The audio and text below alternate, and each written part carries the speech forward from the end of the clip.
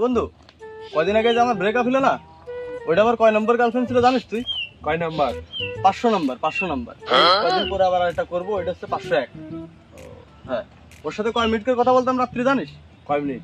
সমান 500 মিনিট করে কথা বলেছে, একদম প্রতিনিয়ত। রাত মনে কর যে এরকম 11টাতে শুরু করতাম, 500 মিনিট না পর্যন্ত থামতাম না। ঠিক আছে। আরে বন্ধু, কি অবস্থা? আরে কি? ভালো আছিস? হ্যাঁ হ্যাঁ ভালো আছি। বন্ধু, এটা কথা ছিল তোর সাথে। বল। বলছি যে আমি কি 500 বছর বাঁচতে পারবো? আমার দাদার আব্বা শুনেছি যে 500 বছর বেঁচে ছিল। আমি কি বাঁচতে পারবো 500 বছর? তোর কি মনে হয়?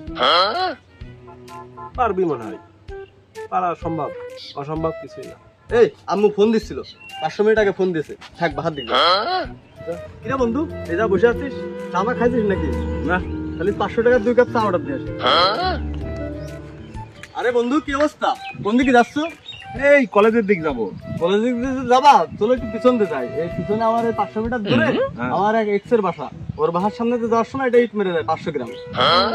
বুঝছি বাপ, বহুত হয়েছে। তুই আমার কাছে 500 টাকা পাই, 1000 টাকা তো দিলাম। তুই অন্তত মাফ করে দে, আমার সাথে আর দেখা সাক্ষাৎ করিস না। যা তুই, যা যা। আমি আরে বন্ধু, তুমি খারাপ ভাবে না। মাফ কর বন্ধু, তুমি তোর সাথে দেখা হলে 500 500 500 আর 500। যা যা যা, তুই যা তুই যা তুই যা। আর জ্বালা খারাপ ভাবে নিলে বন্ধু তুমি। যা যা যা যা, তুই যা তো ভাই। যা খেলা টাকা